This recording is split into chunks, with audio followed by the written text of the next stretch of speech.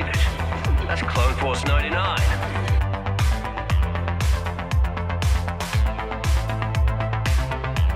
Oh, come on. It's been days since I've blown something up.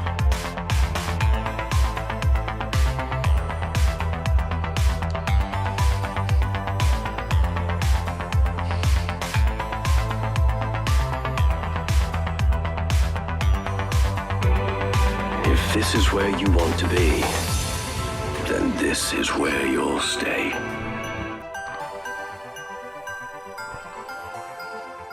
All right, y'all. Welcome to the very first episode of The Bad Bitches. I am your host, Abigail Gardner. With me, as they will always be, Miss Catherine Hansen and Ryan Dole. Yay! Hi, Cap. Hi, everyone. Yay! How are y'all doing tonight?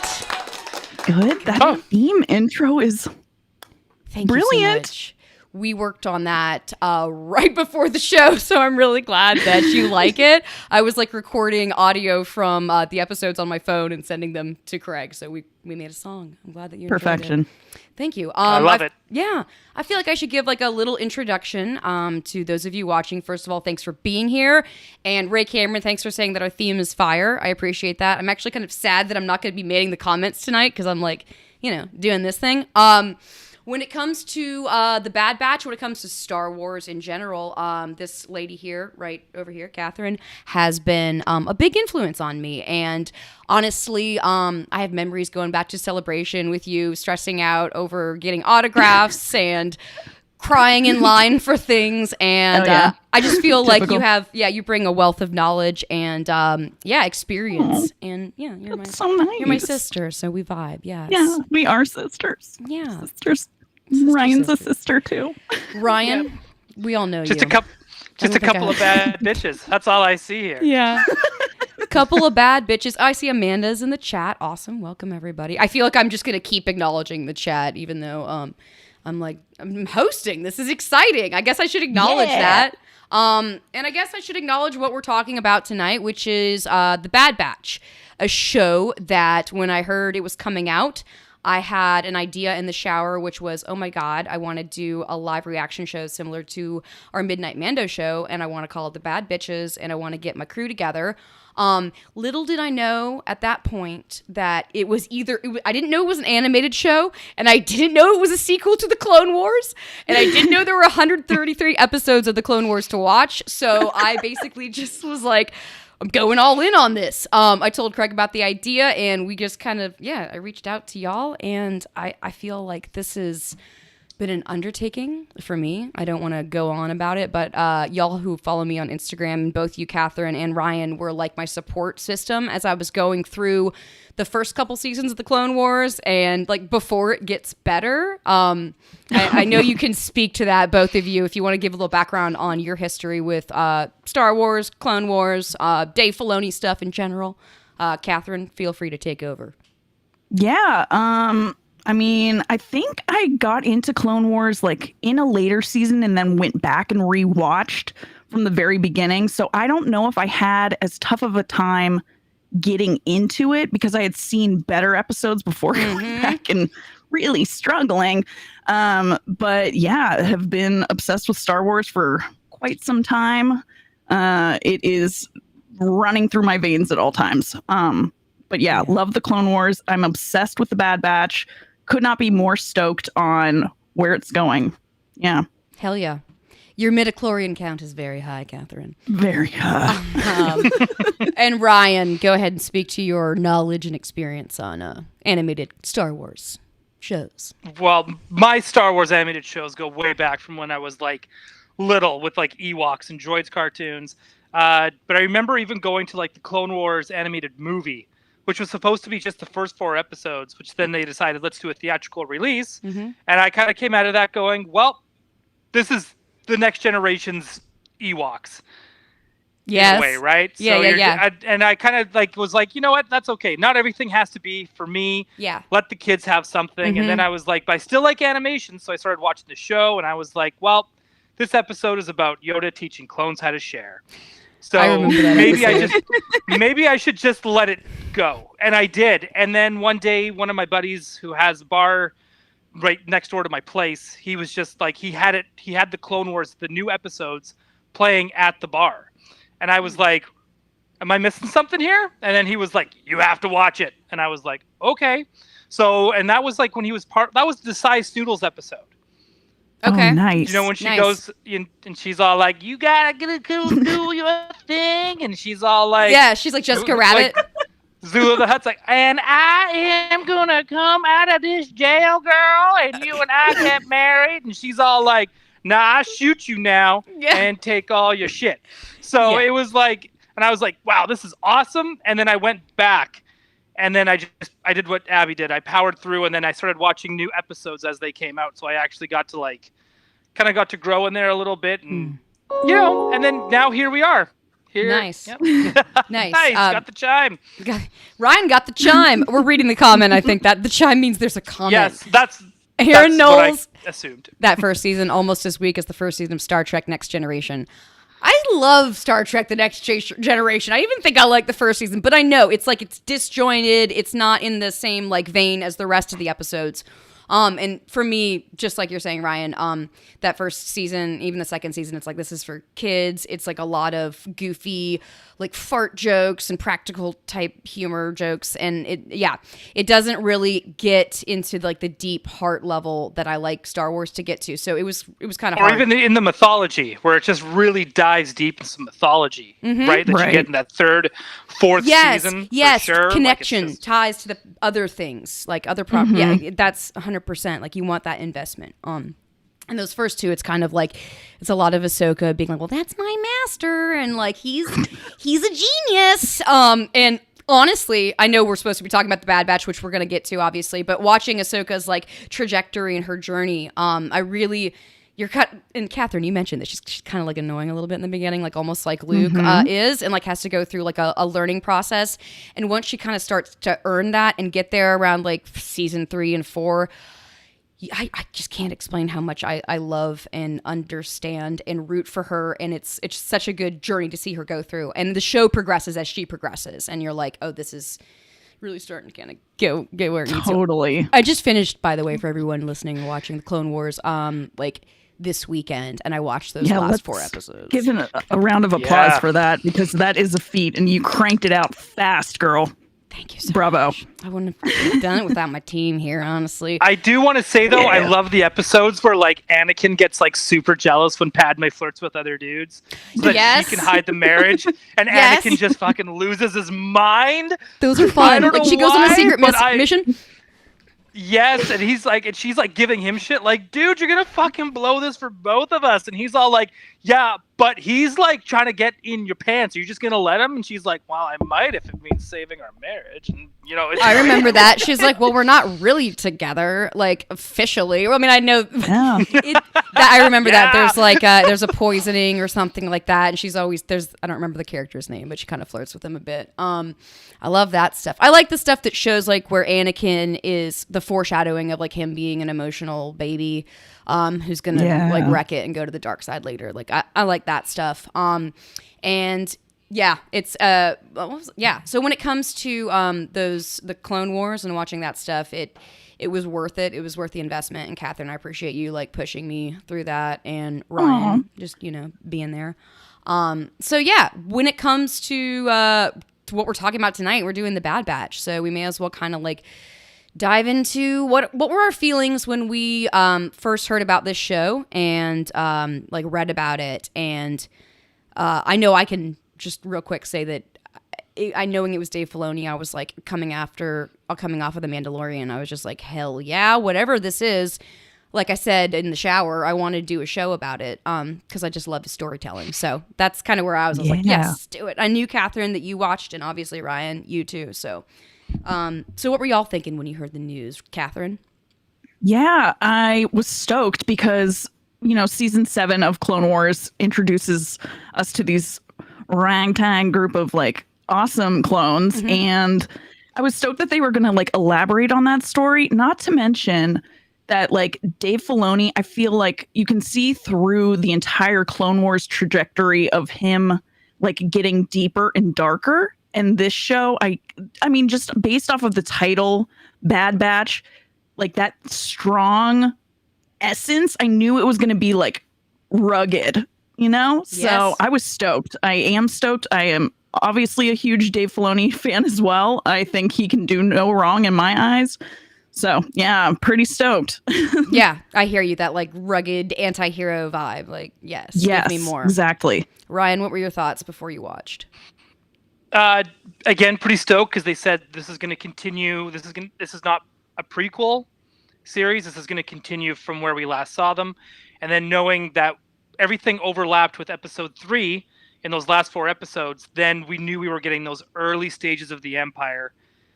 And that to me is really exciting to see because it there really is like a big like splash of cold water when you go from like episode 3 to episode 4 and how much that universe has changed.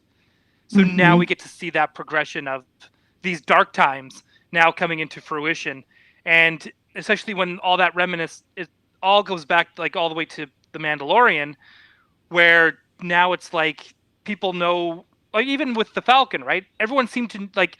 They would just like, because now we see. Well, we'll get into it because Yeah, I know. I'm like, let's just start the categories at this point. Yeah, like, they explain everything in like episode 2 and 3 when we really start to get into the BS that is the Empire and how scary they actually are and how much control they have.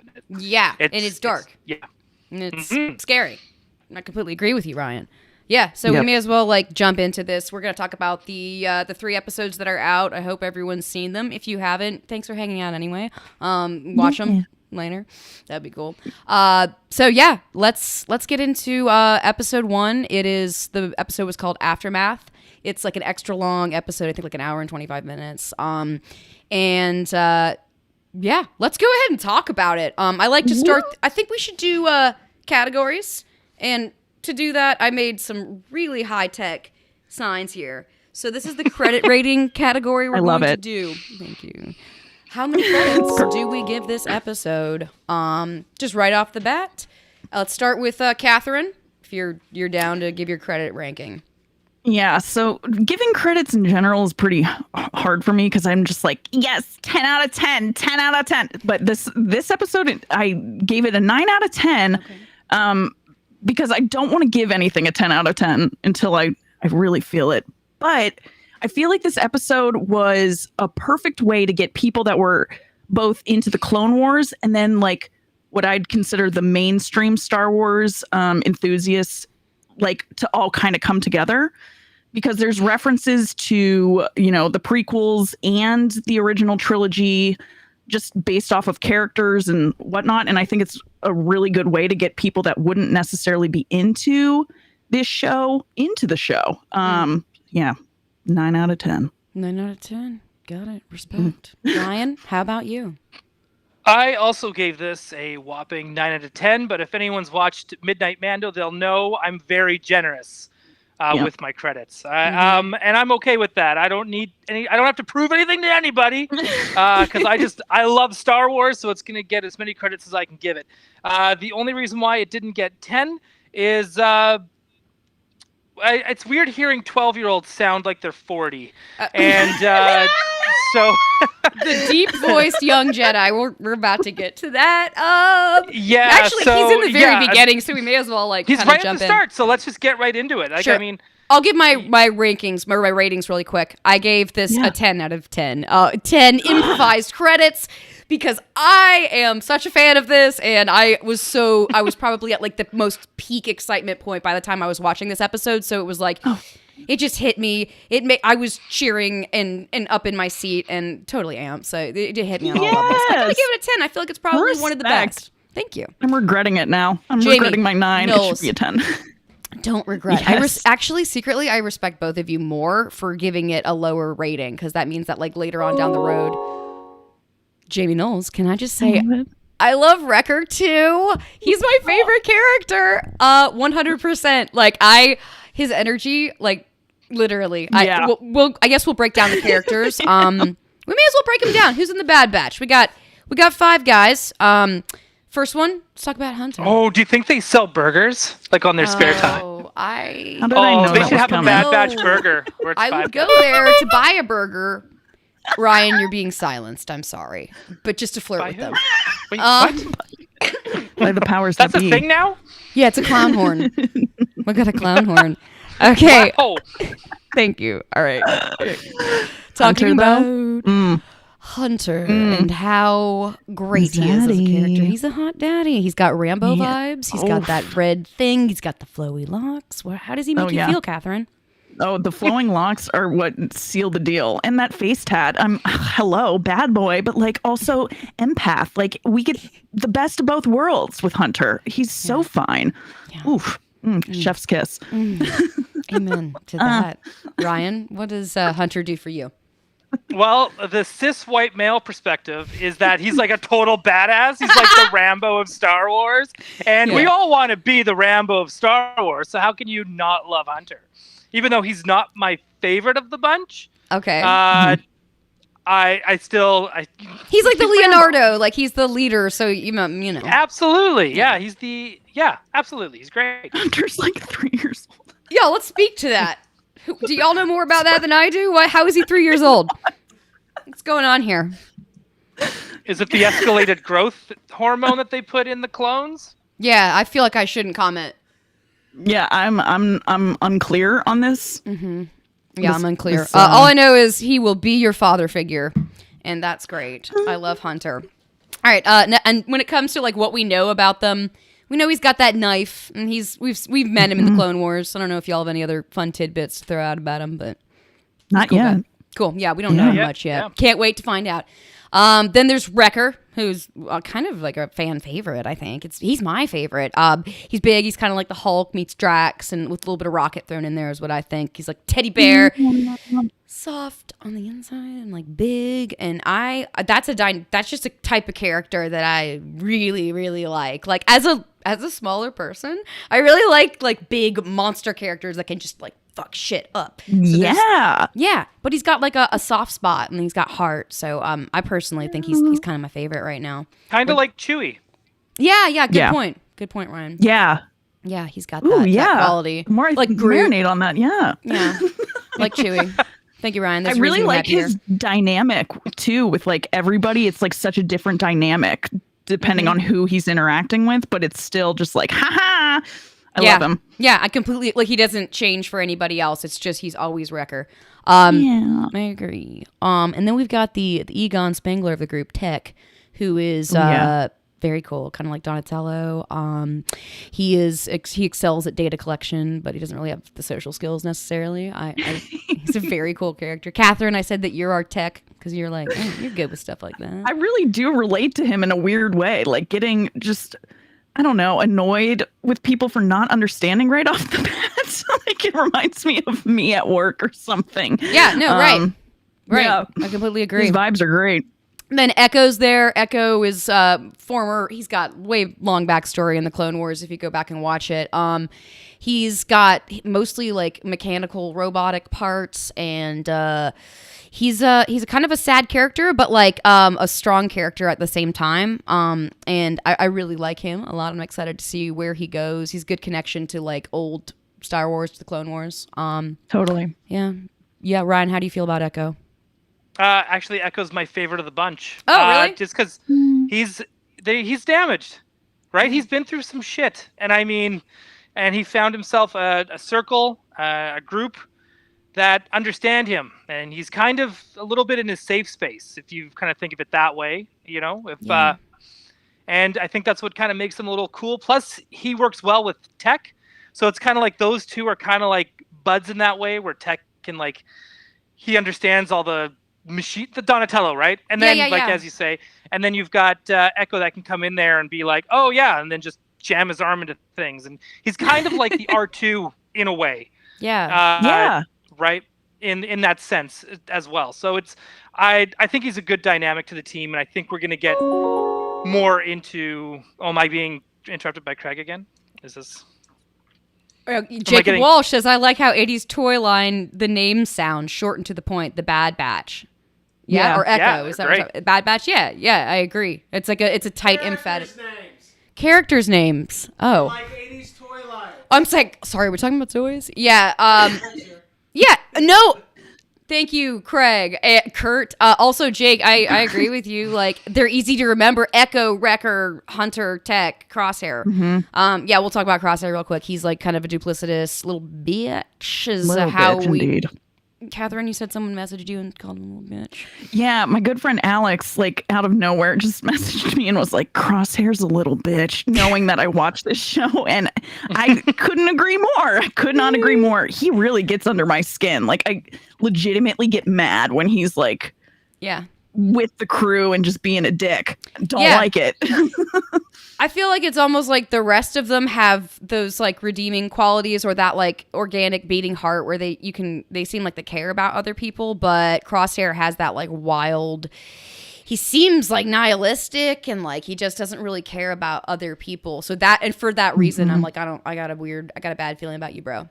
Yeah, but like I guess we should mention that like all of these clones is Troop 99, they're defective. So they're like that's why we have the title The Bad Batch, which honestly, like, it's one of the things that we were talking about this before the show, Catherine, like I like that they're not only a ragtag group, but they have shortcomings and flaws and things that make life difficult for them, but those shortcomings also can be their superpowers and can be like a weapon that they can wield. And I think there's something about this group of troopers that's like, I want to hang out with them and I want to be in their dirty barracks and I want to smell all the stuff. That's my vibe. Yeah, exactly. They're very relatable because they're different. They're very relatable to an audience, and I think that's.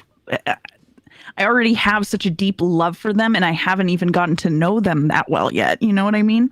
Yeah, because it's like they stand out. Yeah, I completely understand. Yeah, actually, I wrote down. I'll go through these real quick. These are the 5 reasons that I love the Bad Batch, and the one is that their quarters are messy and filthy. 2 is they're self-aware about their defectiveness, which I already mentioned. 3, they're strong as fuck, but deep down very sad and sensitive.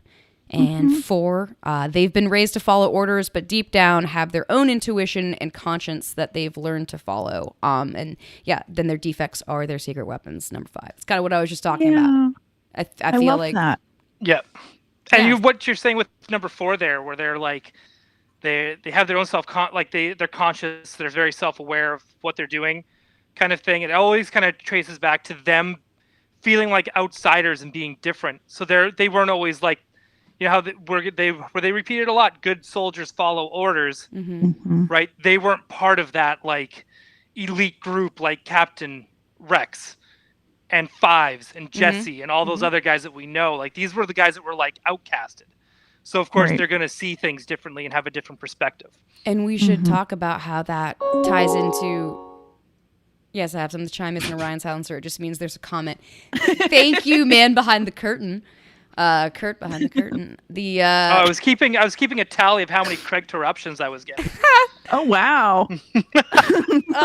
So what I was saying about about that is that their defectiveness actually ends up keeping them from executing Order 66. Spoilers, everybody, because that's like kind of what all this is about. That's right where the show opens up. It's in the middle of that order being issued. Like, it starts about 5 or 10 minutes right before that. So knowing that the things that make them in the eyes of everyone else like less than, it actually is sparing them from doing something terrible and gives them a choice of like their own destiny. I think that's so much more interesting than just like we've got all these guys that look the same and talk the same. That's kind of why those first few seasons were like it's a lot of the same guy.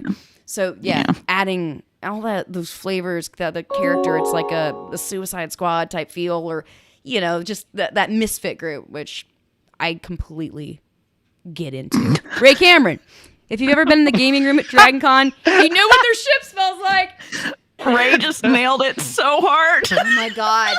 Oh wow. Dude, I love that scene when they walk in and Crosshair's like, you speak for yourself. You're used to the smell. Like, I know that smell too. Like, it's from the Dragon Con room. Like, it's unwashed. That stank. It's that stank. It's that funk. It's that crud. But something about that, like, it's relatable again. Like, they're not shiny. So I think that stuff's great. Cool. So we have given our credit rating, and I think we kind of like talked about the beginning stuff. I think we should get into maybe that little introduction of Caleb. In that first scene, like how did that make y'all feel? We can kind of set it up a little bit. Basically, episode opens up. We've got let's see, Caleb is training with Deepa Balaba, who is his master, and they are they're on, I'm not sure which planet it is, to be completely honest, but it's like they've got their battalion, and they're fighting, and at that point Order 66 is like issued, which that also kind of ties in with the last 4 episodes. It all lines up. It ties in with Revenge of the Sith. So you're like, it gives momentum to it. So yeah, everybody kind of turns, and you meet this young Jedi who's little, but he has a very manly, deep, deep voice, and that is Freddie Prinze Jr. Dog, as anyone who will go and research it. Brian, what did you think? Because when I first heard this character, I was like, why does he sound like that? And I didn't know what was going on. So what did you think? Well, first when I saw the character, before you even spoke, I was like, oh my God, that's got to be young Kanan. Just because we see that small clip of him and his master, like you blink and you miss it. And it's in, I think, like in the last season of the Clone Wars. And, but it's always cool to have that tie-in where it's like, again, it's connecting everything. It's connecting Rebels. It's connecting that animated universe. And then he talked, and it was like, whoa. It's like, it would be like, I don't know. I don't even know. It would be like hearing like Bart Simpson sound like an adult, but still in that little child body. And it was just like, it was throwing me off. It did throw me off a little bit, just because he did sound like 40 years old. Like, yeah. But nothing wrong with that, because I love Freddie Prinze Jr., so he gets a pass. Yeah. I don't know why they didn't modulate that whatsoever. Like, it doesn't, they didn't pitch it down at all. It's very odd. Right. Yeah. Yeah. A little bit jarring, I'd have to say. Craig was like, I think that's, what's his name from Rebels? And I was like, no way. But then went and read about it. So, which, it's cool. That's a cool thing to see that escape. You see Hunter, see some of his, like, humanity, and, like, letting this kid go, letting the Jedi run off and do his big jump, which, by the way, I just want to say that scene, like at the waterfall, I want a Mondo print of the 2 of them on both sides of that gap. It was like really beautiful. Yeah. Dude, and the music. There's something about that entire scene of just like, first of all, him coming in, and then the progression of Order 66. It was like very emotional for me. I feel like after the Clone Wars, and I'm sure you can identify with this now, Abby, that like, you feel it's so much harder. Like, you feel like you know these people, and watching them perish is like so rough. So yeah. You met those Jedi younglings in the Clone Wars. I was looking at Craig during this, like, you don't get that. You haven't earned this. You don't know how hard this is for me to watch. And it is, but that's what I live for, is that emotional investment in a show. Like, you want to have, you want to care about who's living and dying and how they're going to get away, what they're going to do. So yeah, totally. I thought that was a really tight opening, just to have someone show up like that, and it got the action going. Like, right off the bat, you see Wrecker, you see all of them like doing their thing. It's kind of a good introduction of like, who are these guys? Oh, they're what you don't expect, but they can do the job, etc. So yeah, any other thoughts on that opening for y'all that like gotcha? No. Yeah. I think you covered it. Yeah. No, I covered it. Cool. Very cool. Well, I think we should move on to like some favorite moments, because that'll probably carry us through talking about the meat of the episode. And we are going to do all 3 episodes tonight, so we'll try to keep it rolling. Next up, favorite moments. 100%. Thank you. I drew that. So, Catherine, you have any favorite moments from this episode you can let us know about? Yes. So, I think Hunter just being zaddy to Omega and being like, we have to go back for her. Like, that is just, it tickled all of the good things inside of me, both emotionally and just in love with this character. Yeah, there's all the things. Yeah, just honestly, it's interesting to see.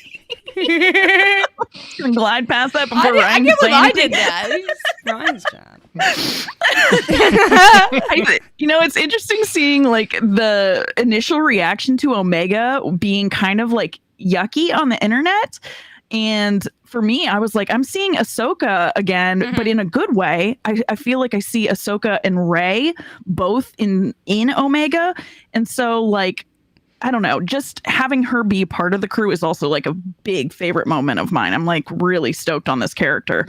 Good call. She's like kind of parts both. She's got Rey's like wonderment and like awe of the world, being like, oh, I've never seen all this stuff. But then she's also extremely talented and like, exactly, skilled, highly skilled. Ryan, any thoughts? We are gonna get. I still think we're gonna get the same thing we got with Ahsoka and everything else in Star Wars. When right off the bat you introduce anything new, sometimes in some cases, anything female into Star Wars that happens to be a major player. Right off the bat, the internet just loses its goddamn mind. And then I'm surprised they haven't found out about us yet in our show. Yeah. We just launched. So. And in 2-3 years, yeah, right? I still think in 2-3 years, people are going to be like fighting for her and demanding she lives, demanding for more action figures, demanding for her own Disney Plus series. Yeah. I still think just give it time. We all know it's like, you introduce a new character, young character in Star Wars, and people react to it like someone just got casted as Batman. People are going to hate it right off the bat. Like, it's just, there's no way around it. And time has told us feelings are going to change. So I'm already on board. I'm on Team Omega. Yeah, Omega. Just because, she's a delight. Omega. I love listening to her talk. I love her whole vibe. Wait. Jeremy Mark says they're just mad they're going to find an adult female Tamora Morrison attractive. Oh my God. Oh my God. If they put him in drag, I would die. That would be awesome. Yes, please. More of that. I love it. Yeah, dude. Craig even said that he wasn't sure about Omega when she was introduced. He's like, she might be a little bit annoying. Well, Craig's throwing his hands up. You upset? Fact is, I'm going to expose you. You can't talk. I'm going to say whatever I want. Kurt behind the curtain. I felt behind the curtain. That's what we should call the segment. The curtain. No, just curtain with a K. Just oh my God. Yes. Yes, curtain. Oh, we're gonna make you a curtain for next week. We're doing this bi-weekly, y'all. So just a little heads up. Programming note. Omega. When I saw her, I thought she was like we're saying. I thought she was a delight. I thought she was her spirit and the fact that I kind of didn't know anything about her. So I was like, okay, so she's like some sort of a medical assistant or something. But as you get to when she comes out and sees the guys, the Bad Batch for the first time, like after a long time, and remembers them, and her energy that she gives is very like adorable and very much like this is her family. There's a scene which is one of my other favorite moments, if we're doing favorite moments, the food fight. Yes. In the commissary or whatever, that was like so great because first of all, we're talking about Omega and she decides to sit with the guys, which is kind of like that moment from like lunch in high school or junior high where you're like, I don't know what I'm going to do, who I'm going to sit with, but she sits with them because she fits in with them because they don't fit in with anyone else. And I think that's like a really sweet character moment and you're already like getting behind them so much and then you see one of the clone troopers come by and he's just like, oh, the Sad Batch. Look at them. They're so lame. And I'm like, oh, fuck no. You're not going to, not to my batch. Yeah, I just met them. No. No. What are y'all's thoughts on that food fight scene? Because I thought it played out like really it felt just so much fun for me. Yeah. I mean, I loved it. I think it's so great. Wrecker just standing up behind Omega too and defending her and then in turn throwing the tray at the dude. Perfect. Like it's just, and can I just shout out the animators? Like the food is so like well done. I love little stuff like that. I'm like, that looks like a ramen noodle. Ooh. No, and I think it's important. I would like to say that food wasn't always great in animated Star Wars. Some of the Clone Wars food looked like just fruit. It was just always fruit. And I wanted food more. in Empire Strikes Back doesn't look good. They'll try that Yeah. Luke opens up on Dagobah and he's like, Yeah. Yoda's like, give me your goddamn granola bar. You're I like, want your what breadsticks. is that? Like a Right? crafting kit or something? It looks weird. Right? Or like tackle box or something? Yeah. I liked that the food looked good and it made me very happy. I wanted whatever they were having. Yeah. Very cool. Makes me happy. Yeah, food fight scene was awesome. And what about you, Ryan? Any favorite moments from that like first half? Because the episode kind of takes a turn after like the halfway point. Maybe we'll talk about the first half. Yeah, I like how they introduced Tarkin. They're bringing him in. And him already like planning, like already thinking way ahead in advance of like, because you can already tell like he's getting ready. He's going to need to fill up a Death Star. Even though he hasn't mentioned the Death Star yet, because it's still technically secret at that point. But I mean, you know, he's already thinking ahead and just like, and the cloners. This is another thing I really love is that we're actually getting in deeper with what the cloners are doing and how they're already starting to feel obsolete. Because it's like, well, the war's over. Where do we land in this? And when the Empire is done with something, they kind of just eliminate it. And so now you can see where they're kind of like, oh shit, we better have something for them, which is why you hear them kind of bargaining in that first and second episode of like, you know, we're like, what is it they mentioned in the first episode where it's like their DNA strand is starting to deteriorate because they've made too many clones from the main strand. So now they need like Just the Bad Batch and like I'm surprised. Like this is where and here we're going to get into predictions a little bit. yeah. That's cool. I do think they're going to try and look at some point for Boba Fett because Boba will have that main strand from Django. That and I good think strand. Yeah, I think the cloners Interesting. might be going after him as well as the Bad Batch. So That's Huh. I dude. There you I go. didn't even think about that. That's great. I just like talking about strands and batches and Star Wars. Yeah. Oh. Batter.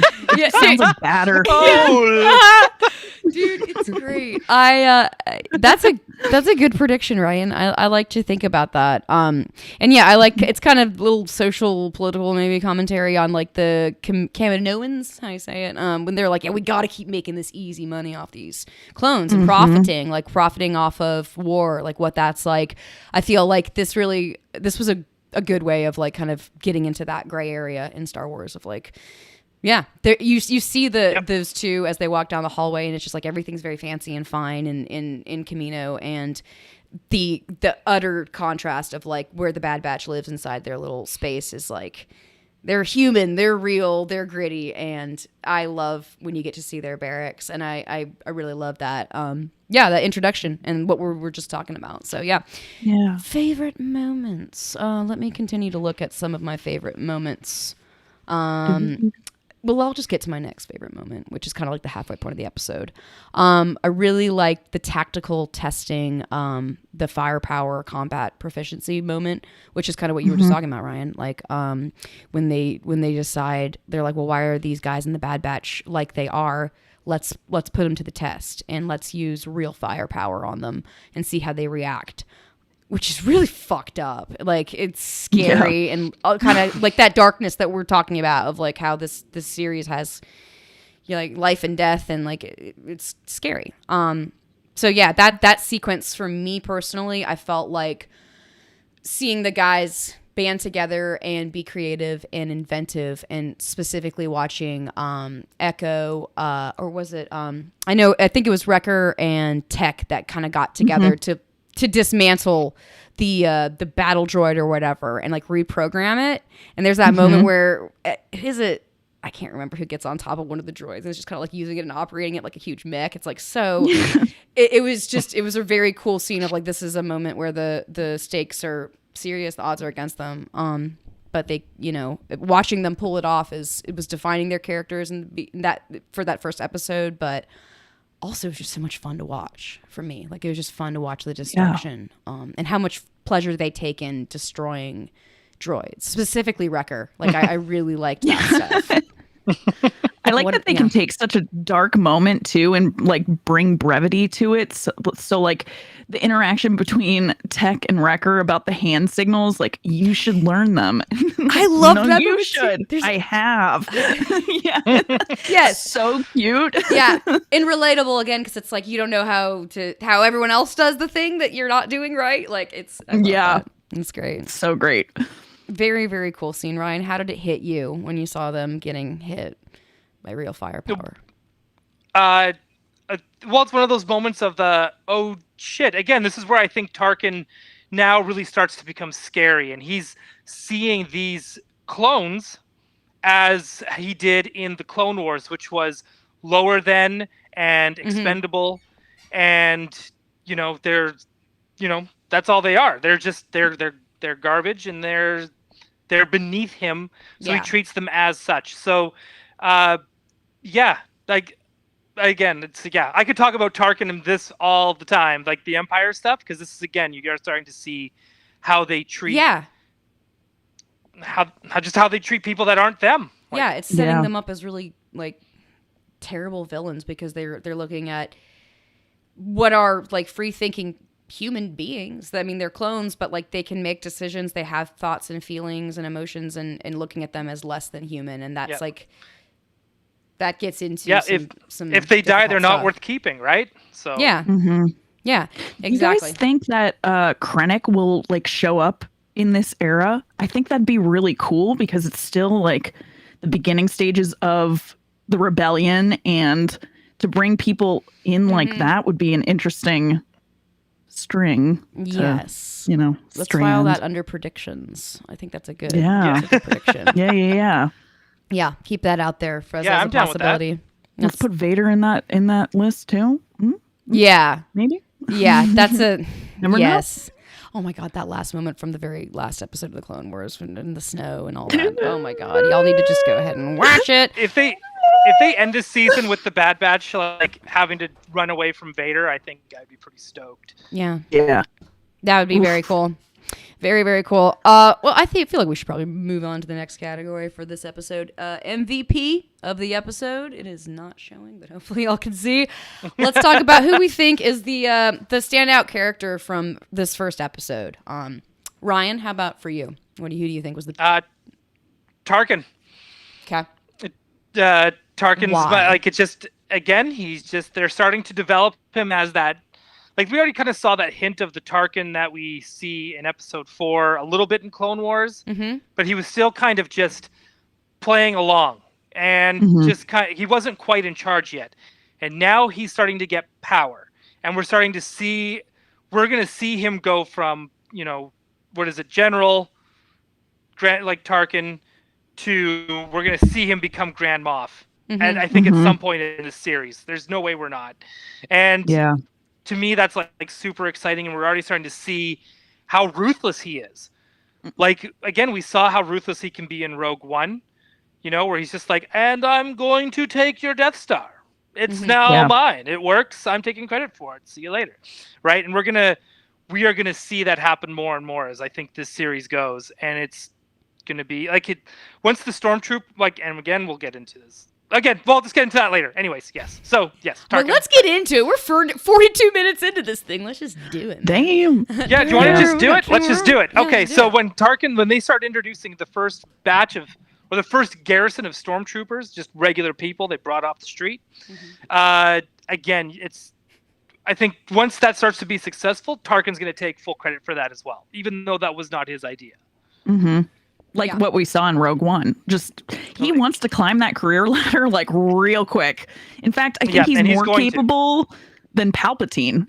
There's just certain Yeah. Well, there's a areas reason why he was holding Vader's leash. Right? So throw that out there.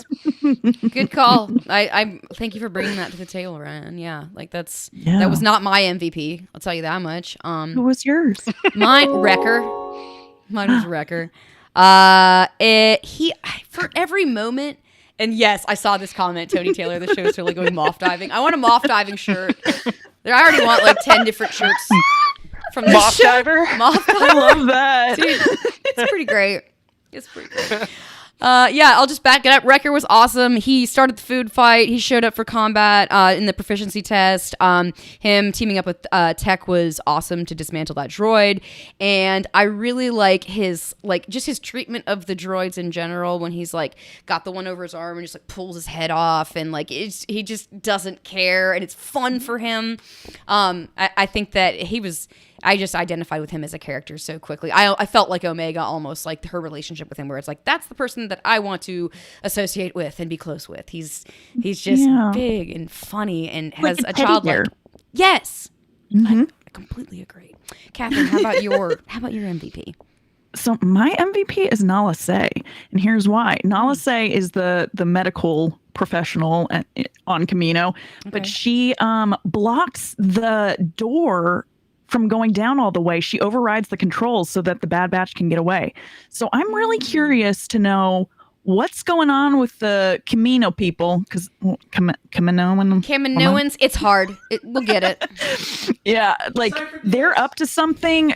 And it's not just like financial. You know what I mean? They are up to something. Like Omega, who is she? Why is she? Yeah. And why did Nala Se let her go? Like she clearly knew what was happening. So curious on that front. I had some major eyebrows being raised at that moment. Like just a lot of, well, for one thing, like I know that the reveal that Omega was part of the Bad Batch, that she's a defective clone, is something that you find out a little bit later down the road. But there was some foreshadowing between her and Hunter in particular, with like them mirroring each other's body language, that felt like, I mean, I don't know any. I was like, is that do they have kids? Like, is that his daughter, or is that possible? I felt like there could be. I felt like there was a lot of mystery surrounding her, just her existence in the show. And like you're saying, Catherine, with like what are the Kaminoans doing with her, like all that kind of stuff. Ryan, do you have any thoughts on it? Not really. Nothing that wasn't already kind of covered. Okay. But yeah, it's cool. It's intriguing. Yeah, we'll dig into it. Cool. Let's see other categories. We have our stray observations. Yay. Yeah, so let's see. Honestly, my first stray observation we've already talked about, which is young Freddie Prinze Jr. with the deep, deep voice. That was my first stray observation. My only other one that's kind of different, when Easy shows up, the like medical droid that's like float. I love him. I think he's funny. I just really was glad that he was there. Yeah, those are some of my. Oh, and also the Mondo print moment that I saw in the beginning. Those are my stray observations. Catherine, love that. What'd you see? You know, everyone tends to rag on Clone Wars animation style leading into Bad Batch, and I really never got that, but I'm loving the animation style of the Bad Batch. It looks like somebody took a piece of clay and kind of like etched on it or started sculpting something. Like there's a lot of like scratchy line work that is just like really neat and cool. The dynamic between Tech and Wrecker, like I love the two of them together. There's just something super fun. Here's a question that I'm also like, in terms of observations, do you think Crosshair's inhibitor chip is like working a little bit more than the other guys? I'm like a little bit confused on this front before it's ever altered with. So that's something else that I'm just curious about. Like, why is he feeling that Order 66 more so than the other guys? I was thinking the same thing. Like, is it just? I think it's a personality thing. That's exactly. Like, is he more geared towards? Already, because he was like, just like Abby said earlier about Crosshair giving off those bad vibes, and how he's already kind of like he's already that good soldier. So as far as he's concerned, those are just orders, and the only thing that's kind of was steering him away from that was the fact that his family was like, no, this isn't cool. And he's like, but this is what we do. Yeah. And that's when they decided, well, how about, and this is why I also love, this was my stray observations as well, is that the chips have almost like a volume control. You could turn up the dial and it can make them freaking crazier. So I like that they were just like, we keep this guy. He's already partially on our side. Let's just turn it up a notch. Yeah. Yeah. Just exactly amp up all of those. And yeah, I was kind of thinking the same thing. I just wanted to point out, Jeremy Marks had a good thought. He said that I feel like this is Omega. I feel like Omega has a deeper connection to the one cloner since they shared the same forehead jewelry, which maybe there's something going on there. But yeah, that's a good observation. That's important. Yes, absolutely. Yeah. So when it comes to what were we just talking about, Crosshair? Yeah. Who knows with that chip thing? I think it's interesting that they can manipulate the intensity. I got a feeling that maybe Crosshair has been through more trauma than the other guys or something. Like maybe there's something like in his background that makes him so like hopeless about things and so like dark and sad. Maybe we'll find out more like why he wants to follow orders more. Maybe there was like more, I don't know, that we'll find out. I kind of think we will. I think that's why the show has a ton of episodes. I'm very much looking forward to getting into all of them. Do you think do you think there'll be a redemption arc for him? Yeah, they're coming back for his ass, or his ass is going to go through some sort of a transformation arc is what I'm thinking. Like he's going to have to go back and forth and probably we'll find out like internally what side because he seems to be getting worse. He seems to be getting like worse Dude, and meaner. Yeah, I guess we should jump into the next episode or whatever. Let's just go right into the next episode. Episode 2 is called Cut and Run, and it's got is that the one where you know what? It doesn't even matter. We're talking about Crosshair. He kills some civilians either in the second or the third episode. And it's like Saw Gerrera's crew. And it's like it's again one of those moments where it sets the tone for like this is very serious and violent. And anyone can die, and especially having it be one of the main characters of like the title of the show. Like, you know, this guy's in the Bad Batch, but he's like doesn't care, and to see how far gone he can be and wonder if he can come back. And know that he has a family and people who love him. He kills a stormtrooper. Like they have their first. He's leading that first garrison, and he argued him with morals, and just was like, he shot him and said, "Now you guys do what he can't do, and prove to me that you can do this job."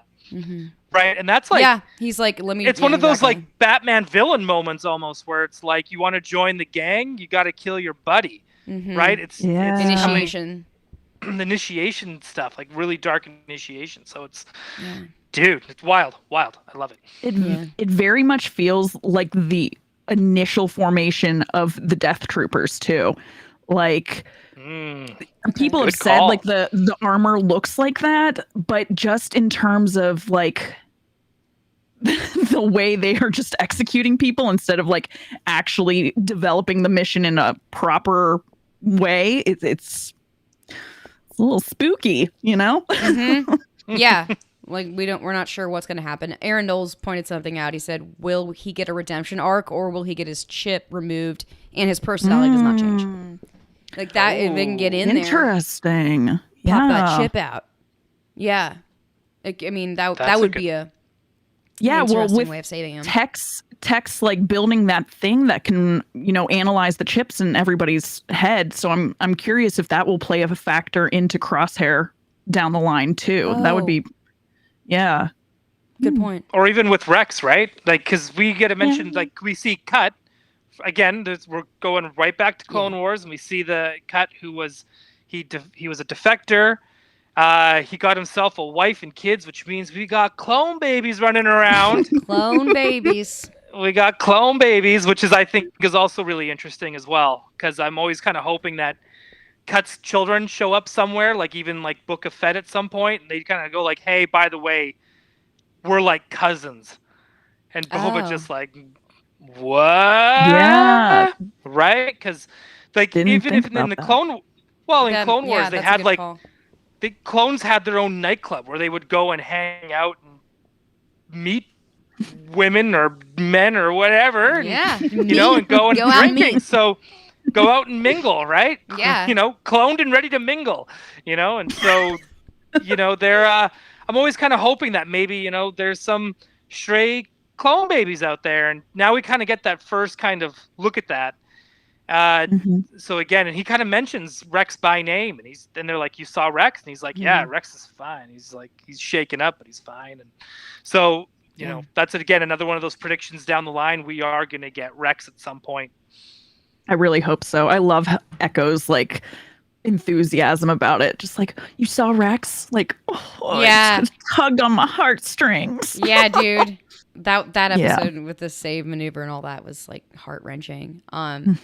I think it's cool to see Cut and Sue like with their kids and having and experiencing that family life, because I mean that's kind of what everyone wants. It's like your goal, like I guess suppose to have that slice of life. So I think it's very nice to see that, and also to know that the clones are, there's confirmation they can have kids. And like I guess that's something that I was kind of wondering about. Yeah. So that to go back to that like little farmstead where they live, the episode had some very cool moments in it. We can kind of like roll quickly through. For me, my MVP of the episode was Sue, because she shot the whatever that beast was that's from Nexu. Yeah. Thank you. I don't know what it's called, but it's in I love the arena. Tooth Kitty. Okay. Tooth Kitty. Oh, Tooth Kid. Very cute.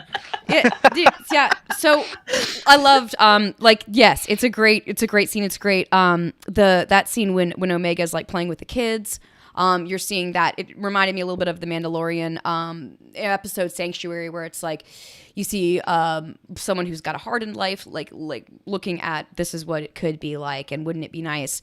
And then there's that question that Hunter goes through of like, should I leave her with his family? And that's kind of the gist of that episode. And for me personally, when I was watching him debate that and like talk to Sue about like, okay, so but they're trying to get these chips, these fake chain codes, which Tech ends up getting everyone. And in order they need to get off of this planet that they're stuck on.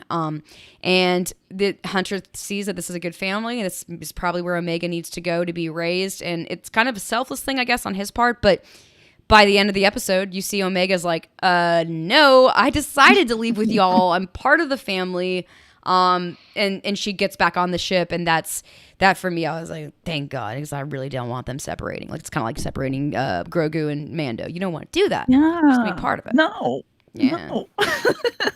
I liked when Omega was taking her like head necklace thing off, because it kind of was a transitional moment between Kamino and this group. Yeah. Like a lot of people are wondering what that head thing means, but I really think it's just a thing from Kamino, because Nala Se is wearing one too. So yeah, but yeah. I wrote that down too as one of my favorite moments, because it's like she just had her first brush with fear and unexpected danger from the outside world, and it kind of is like, all right, let me take off this piece of the past that like represents the former me, the me that doesn't go out and like actually do things, and is almost like putting that away and transforming into something new. I thought that moment was very pivotal too.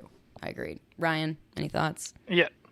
I hate to be political on this, but I did really enjoy seeing how you get to see those parallels between the Empire and Nazi Germany, where they were doing like the chain codes and tracking people and registering everyone's belongings. Yeah. Like they were like, we got to taking register that ship, taking all the ships, right? Taking all their stuff. Like it was like, to me, again, it's one of these things where I'm just like, I love watching this progression of this empire just take over. But the fact that they're doing this all the way in the Outer Rim already and so quickly shows you the scope of what they're thinking for that control of the galaxy. And again, like, and then you're kind of always like, you're watching this and you're going, how can people side with this? And then it goes back to like, even we see it still today, where you've got these political parties that are like, you are disenfranchised, so we're going to make you feel disenfranchised and tell you that we're here to help you. And that's how they got that one guy to be a stormtrooper, where he was like, the Republic never did anything for me, but the Empire's already given me a job and making me feel like I have a place in this galaxy, right? Like that's the kind of like, and we still see that kind of stuff today, and everywhere, like everywhere. No country is immune from that, right? Yeah. Right. So to see that and like see it in Star Wars, and then because you always do kind of wonder like, where do they get these stormtroopers? Yeah. Yeah, it makes total sense. Like, so again, like that, I dug this episode again just for that stuff and hitting on some stuff that actually kind of hits a little close to home. Yeah. And fearlessly doing it. I thought I completely agree. I think there's always been some socio-political commentary going on in Star Wars, and that idea of like, are these the soldiers themselves? They're volunteering for this position. Are they really being taken care of, and are they really being like valued as living beings, or are they just like warm bodies to turn and burn? Right. But that's the guy that also got shot too. Yeah. Right? Like it's the same guy that was just like, I Yeah. have a place here, and now he's the one that got fucking shot right in the head, right? Or chest or whatever. But anyways, cold-bloodedly, he was murdered. Yeah. Yeah. Absolutely. And yeah, that episode kind of it was a really good one. Did we do credit rankings? We may as well do those. How about your credit rankings for episode 2? Okay. Here's my technical Yes. picture. Credit rankings. It's beautiful. It's beautiful. Thank you. I gave this episode 8 chain codes. 8 credits. Because yeah, I thought it was a really great one. Probably like maybe not like the top. Not as good as the first one, but it's still a really great episode. Seeing people from the past and introducing some of Omega's like this is what her future, her challenges, and like where she's gonna end up. I liked that stuff. What about you, Catherine? How many credits? I too gave it an 8. It was a great episode. Just a little bit less action than an average Clone Wars or Bad Batch episode I think would have. But like I loved the whole batch, feeling that that empathy and worry for Omega. And it wasn't just Hunter, it was like the whole crew, especially when she got all frightened by Nexu. Like there's just something about the emotional factor of this show that really gets me. Like I am loving it. So 8 out of 10. Hell yeah. Nice. Ryan, how about you? I also gave it a hard 8 for similar reasons too. I felt it was like I like the world building they do in this episode for sure. It just kind of seemed like it still kind of felt like it's stuff I've seen before story wise and character wise. But this is kind of like the first time where the first episode where I felt like, oh, okay, so we've got another Hunter's the dad and she's the kid. But now it finally feels like, no, they're the older brothers. Yeah. And that's the younger sister. So I felt like the whole dad thing went out the window starting in this episode. And now they kind of feel more like big brothers. Yeah. Yeah. Almost equals. Yeah. We'll roll real quick, maybe just touch on some things from the third episode since we got to wrap up soon. Third episode, I feel like what you're saying, Ryan, where it's like Omega was being taken care of by the Bad Batch turns into she is walking alongside them and saving their asses. That's what happens in that third episode. And I put Omega down as my MVP for that episode. Like she's really awesome. There's a really cool moment where because her and Hunter go out to defeat this Ordo moon dragon, and it's like it's causing all sorts of problems for them. So they go out to kill it, and Hunter like falls and is attacked, and she steps up and like saves him by putting the breathing mask on, and then decides like, okay, I'm just gonna go out on my own and do this and defeat this monster and get this thing that we need, because she sees the dragon go down into its little lair, and so she crawls up and goes in there, and instead of defeating him, this moment reminded me a little bit of Rey in Rise of Skywalker, where it's like instead of defeating and killing something we don't really want to see killed, it's like, be sweet. But this is my favorite part, honestly. She did what I do with my cat Jonesy, which is distract him with light. And like, because my cats love to see the reflection of the light. Exactly. She was like, oh, you like this? Here's a flashlight. Let me get this thing and get out of here. She does that. It's awesome. You're like, oh my God, she's a badass. And like, I didn't really anticipate that. She's not going to need to be taken care of. She's like capable. And that was the takeaway from that episode for me. How about y'all? I love that she conveys that then to Hunter. Like, I got this. Don't worry. I didn't have to use the blaster. Yeah. But I completed the mission. Wasn't that the goal? Instead of, and for him to then not like chastise her or kind of like yell at her, like to be supportive was like so awesome. You don't see that. Like, I never see that type of interaction in film or TV or anything between like a young girl and like older dudes. I don't know. That sounded a little weird, but no, I know what you're saying though. It's not weird. It's that dynamic of like, oh, I have respect for you, and I see that you have a place at the table with me, and you can handle it. That is not something that you normally see. It's like a lot of mansplaining, etc. So I thought that was really Yes. And if Yeah. sorry, Ryan, I'm just going to keep going here. I fucking loved the end of this episode. I really think, and this is exactly what we're talking about when Wrecker creates a space inside of their ship just for Omega, and the way that her eyes, like, just the way that he like guides her over. He's like, all right, cover your eyes and then come over here. And you first you see this reveal and you're like, I don't even know what that thing is. And then you realize it's a little bedroom for her with a window and lighting and curtains and like the little Lula doll. And that's, I mean, as any human being, the it just was a really sweet moment. I started crying my eyes out, and it made me feel so much like moving forward momentum of like, okay, she's part of this team, so we're going to be seeing her living there. She's got a home. Thank you. I love her. How did that end of that episode make y'all feel? Ryan, how did it make you feel? Well, I hope she has room for my MVP, who was their Gonk droid, who was much like a golden retriever. Okay. Because okay. Yeah. I loved how well. I said it. I kind of feel like now I stole that away from Kat. So I'll let Kat explain why it's the MVP.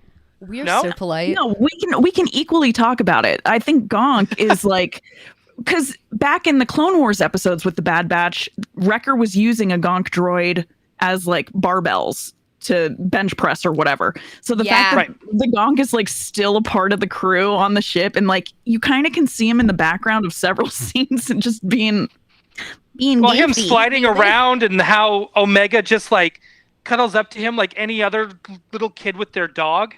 Yeah. You know how it's just like, he kind of reminds me of their he kind of reminds me of their golden retriever of that group. And he's just a good boy. Loyal. That's all. Been there. Just a good boy. That. Yeah. Yeah. Good boy, Gonky. So yeah, again, I think when she got her room, my first thought was, I hope she still curls up with good boy. Yeah. Gonky needs a bunk bed in there. It just yeah, dude. Yes. Droid respect. It's great. That end of that episode, like it gave me so much hope and made me more excited to sit down with y'all and talk about all this stuff moving forward. Like it's a show that I didn't really know much about, other than that I was excited for it, and now that we're in the thick of it and like watching it and taking notes and talking about it, I feel such a connection and so much excitement moving forward. So thank you so much for joining me, y'all. Catherine and blast. Ryan. Yeah, I feel like we should, if there's like any last. Rank the third episode. Oh, I didn't rank the third. Shit. Dude, mind me. I gave it 9 credits. It's got 9 credits. I have so many pages of notes I like don't know. I did not. I gave it 9 as well. Yeah. I gave it 9. Too. 9. We are on the same page, people. I like it. Yep. No internal arguments here. I'm not going to be doing the truth about Abigail Gardner and her credit. Thank you, for not doing that, Ryan. I appreciate that. I appreciate you being here. I appreciate the chat too. Thank you all for hanging out and commenting and being a part of this. Y'all are our lifeblood and like the reason that we do this. We wouldn't be out here talking. And yeah, and also more than anything, Catherine, really, and Ryan, thank you so much for like assisting me as co-pilots on this. If y'all have anything that you'd like to plug, Catherine, I know you've been doing some Twitch streams. Yeah, I've been MIA on Twitch a little bit, but I'm coming back with a vengeance. It's twitch.tv/thecatooine. Hopefully you can spell Tatooine, but instead of the T at the beginning, just put a K there instead. You'll figure it out. Yeah. Awesome. Thanks, Kat. Ryan, go ahead. Tell us what you do. Well, you can find me with Abigail and the producer, Craig Goldberg, and Jacob Walsh. We do Toy Anxiety every Tuesdays, same time, 6:30. Also, be sure to join us on Group Therapy. Yes, have some Group Therapy on Facebook. It is a private group, so you do have to, register to go in or apply or whatever, and one of us will let you into the group. No memes. Keep it cool, keep it casual. If you need to be a little bit of a perv, be a perv, but don't be gross, right? You know the just drill. for Ryan. Come on. Yeah, that's mainly for me. A little bit for Abby. Safe space. And it's definitely space-based. Talk about your toys, talk about the movies you want to talk to, and also don't post spoilers. We'll take that shit down pretty quick, too. We got a really cool group, so be sure to join that. No memes. Ryan, thank you for doing that. I usually have that job to like talk about group therapy, and like my automatic robot Yeah, but you're the response host was like, now. Thank you. I was like, no, I must step in and do this. Also, so if you want to subscribe to our YouTube channel, smash that like button and like subscribe, because we're going to be doing this bi-weekly up until the show ends, which I think is in August. We got a lot of episodes. You're going to get a lot of us talking, getting deep. I feel like we didn't get nearly as deep as we could have in these episodes, but that's okay, because moving forward, It's our first episode. Yeah. We'll get our groove. Don't worry, folks. dude, yeah, we got this. This is great. I Yeah. love it. And we'll have guest stars, too, I think. Is Yeah, that that's the plan. We're gonna- We Yeah. got, Okay. We got some people. We're going to get Freddie Prinze Jr. Yes. Oh my We're gonna- god. Yeah, we're going to Deep get bass him. voice. We're going to get Ewan McGregor. He's got to come on the Shut show. up. that's just I won't be not here. even a I funny won't be joke. able to talk. Ming-Na Wen. Absolutely. They're all coming. Kurt won't be able to talk Oh. if Ming's here. Wow. Wow, here's another Kurt eruption, number 4. Here comes Kurt. Wow. Well, I love you all. Thank you, Kurt. Love y'all. Yeah, thanks for hanging out. Thank you, Blue Chainsaw Man, for doing the wrench and all that. And yes, just thank you, Star Wars. Thank you, Dave Filoni. Yeah. Yes. Thank you, George Lucas. Just the whole gang. Yes. If this is where you want to be, Jennifer Corbett and Dave Filoni, thank you so much. Thank you, Catherine, for knowing that. Thank you, Kat. Oh my God! Thank you all for. I'm gonna talk like this. Thank you. Thank you so much, Kat. Thank you for all the. Oh, love you guys. We're going.